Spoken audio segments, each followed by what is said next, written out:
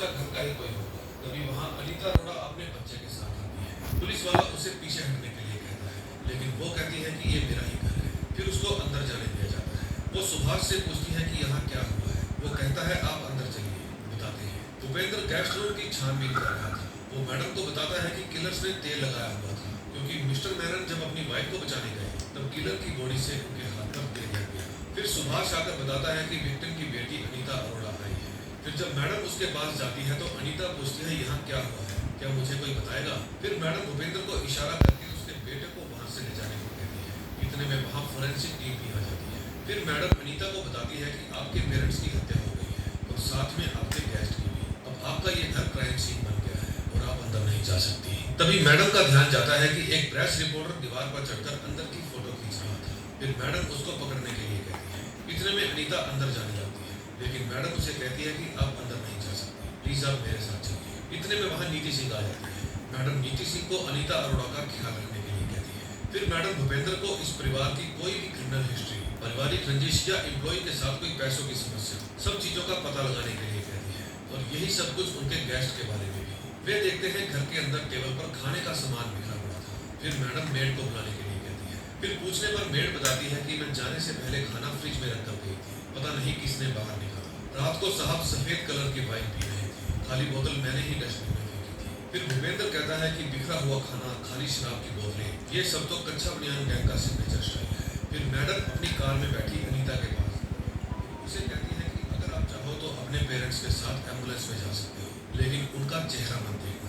आप अपने पेरेंट्स की आखिरी यादें ऐसी नहीं रखना चाहोगी। ये सब जिसने भी किया है, मैं वादा करती हूँ हम जल्द ही उन्हें पकड़ लेंगे। फिर जब अनीता एम्बुलेंस में बैठी थी तो उससे बिना चेहरा देखे रहा नहीं जाता और वो उनका चेहरा देख लेती है। तभी जयराज सिंह सीसीटीवी फुटेज निकाल लेता है और जाकर मैडम और भूपेंद्र को दिखाता है। भूपेंद्र कहता है कि मैडम कच्चा बनियान गैंग फिर से एक्टिव हो गया है। मैडम कहती है ये गैंग 1990 के दशक में अपराध किया करते थे। फिर मैडम भूपेंद्र को साउथ दिल्ली की सिक्योरिटी बढ़ाने के लिए कहती है। सभी सड़कें, फुटपाथ और सिग्नल, हर जगह कोई भी सस्पिशियस आदमी दिखे तो उससे पूछताछ करो। इस एरिया के सभी बुजुर्गों की लिस्ट बनाओ, अनीता का स्टेटमेंट लो और इस सारे एरिया की सीसीटीवी चेक करो। ये क्रिमिनल आजाद घूम रहे हैं, अगला शिकार जरूर करेंगे। इस केस के बारे में कोई भी खबर बाहर नहीं जानी चाहिए, वरना शहर में अफरा तफरी मच जाएगी। फिर मैडम कमिश्नर कुमार विजय को कच्चा बनियान गैंग के बारे में रिपोर्ट करती है। कमिश्नर कहते हैं कि मीडिया को कुछ भी पता नहीं चलना चाहिए। फिर नीति सिंह ये बात अपने हस्बैंड को बता देती है। वो कहता है छोड़ो कच्चा बनियान को, हमारी छुट्टी तो कैंसिल नहीं हो जाएगी ना, हमें घूमने के लिए मसूरी जाना ही जाना है। फिर जब मैडम अपने घर जाती है तो अपने हस्बैंड को बताती है कि ये काम कच्चा बनियान गैंग कर रहा है।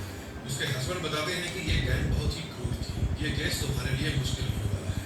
90s में मैं भी इस केस पर काम कर रहा था। मैडम कहती है मुझे कुछ गड़बड़ लग रही है, उन्होंने जानबूझकर सीसीटीवी कैमरा में फुटेज छोड़ी है। फिर उसका पति कहता है कि हो सकता है ये उस गैंग की नई जनरेशन हो, ज्यादा आक्रामक और ज्यादा क्रूर। अगले दिन मैडम अपनी पूरी टीम को बताती है कि लास्ट टाइम इस गैंग ने 2003 में वारदात को अंजाम दिया था। वे हथियार के रूप में आयरन रॉड, हथौड़ी और चाकू का इस्तेमाल किया करते थे। अपने पूरे बदन पर तेल लगा कर रखते थे ताकि कोई भी पकड़ने की कोशिश करे तो उन्हें पकड़ ना पाए। वे क्राइम सीन पर जो भी खाने को मिल जाए खा पी कर ही जाते थे। पुरानी फाइलों को निकालो और उनमें से कुछ भी काम का मिले तो उसे उठा लो। फिर एक पुलिस वाला अनीता का बयान लेने जाता है। अनीता अपने पेरेंट्स के पास कितना कैश, कितना सोना था, वो सब कुछ पुलिस वाले को लिखवा रही थी। तभी वो टीवी न्यूज में अपने पेरेंट्स के घर की फुटेज देखती है और गुस्सा हो जाती है। फिर जब ये बात मैडम को पता चलती है तो मैडम भी न्यूज सुनती है। रिपोर्टर बताता है कि जब ये गैंग वारदात को अंजाम दे रही थी, दिल्ली पुलिस चैन की नींद सो रही थी। मेरा सवाल है दिल्ली पुलिस से कि कब तक वो अपनी नींद से जागेगी और इस तरह की घटनाओं को होने से रोकेगी। मैडम कहती है जयराज अभी की अभी पता करो ये फुटेज उन तक कैसे पहुंची और उस न्यूज रिपोर्टर का भी नंबर ला कर दो। तभी कमिश्नर साहब का फोन आता है। वो कहते हैं क्या तुमने न्यूज देखी, ये न्यूज पूरी दिल्ली में फैल चुकी है। व्हाट इज दिस, ये क्या हो रहा है, मुझे जवाब चाहिए। तभी कमिश्नर साहब के पास होम मिनिस्टर का फोन आता है। वो कहते हैं कि तुम्हारी नाक नीचे ये क्या हो रहा है, मुझे जल्द से जल्द इसका जवाब चाहिए। फिर कमिश्नर साहब दोबारा वर्तिका मैडम के पास फोन करते हैं और कहते हैं कि इससे पहले कि मेरे ऊपर बिजली गिरे, इस पूरे मामले को सुलझाएं। और वीरेन चड्डा नाम का एक रिटायर्ड एसएचओ है जिसने पहले भी ये चड्डी बनियान गैंग वाले काबू किए थे, हो सके तो उसकी भी हेल्प हो। फिर मैडम भूपेंद्र और जयराज सिंह को कहती है रिटायर्ड एसएचओ वीरेन चड्डा के पास जाओ, उसने पहले भी ये केस हैंडल किया है। फिर वे वीरेन चड्डा के घर जाते हैं। उसका घर और घर का सामान बहुत ही आलीशान था। तभी वहाँ चड्डा आता है और पूछता है कैसे आना होगा। भूपेंद्र कहता है कि चड्डा जी कच्चा बनियान गैंग फिर से एक्टिव हो गया है, हमें आपके एक्सपीरियंस की जरूरत पड़ गई। चड्ढा पूछता है मुझे मेडल मिलेगा क्या?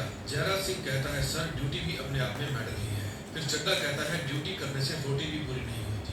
मैंने अपनी पूरी जिंदगी ड्यूटी की है, जो इज्जत मिलनी चाहिए थी वो भी नहीं मिली। मुझे कुछ नहीं चाहिए, मेरी सालों की पेंशन रुकी पड़ी है, बस वो दिला दो। एक रिटायर आदमी बिना पेंशन के कैसे गुजारा करेगा? पहले बात पक्की करो पेंशन कब मिलेगी, फिर हेल्प करूंगा। फिर भूपेंद्र बाहर जाकर मैडम से बात करता है और कहता है इसकी पेंशन अटकी हुई है, जब तक मिलेगी नहीं तब तक ये हिलेगा नहीं। मैडम कहती है यहाँ लोग मर रहे हैं, इसको पेंशन की पड़ी है, इसको यहाँ लेकर आओ, मैं दिलवा दूंगी पेंशन। उस समय चड्ढा जी का नौकर उनकी मर्सिडीज साफ कर रहा था।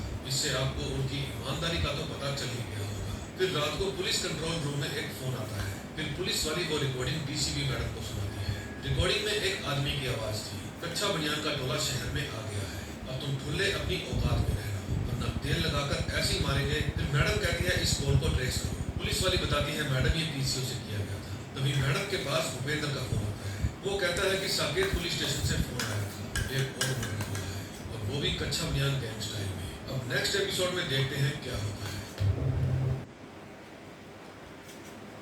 आप कई ऐसे लोगों से मिलोगे ना कि बड़ी छोटी उम्र के हैं लेकिन अपनी जिंदगी को मचा रहे हैं, बहुत सफल हो रहे हैं, पैसे भी अच्छे खासे कमा रहे हैं। वहीं ऑन द अदर हैंड आप ऐसे लोगों से मिल रहे हो कि 30, 35, 40 के हो गए पर अभी भी क्लूलेस है कि जीवन में करना क्या है।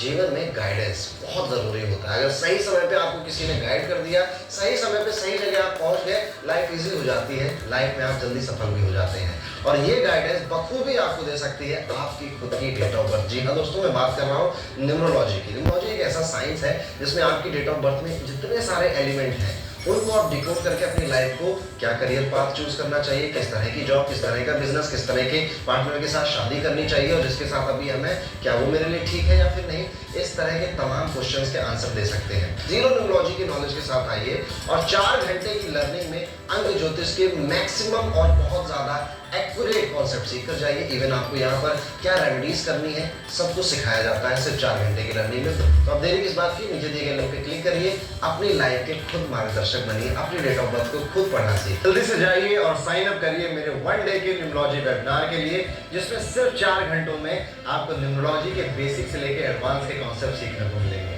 राधे राधे।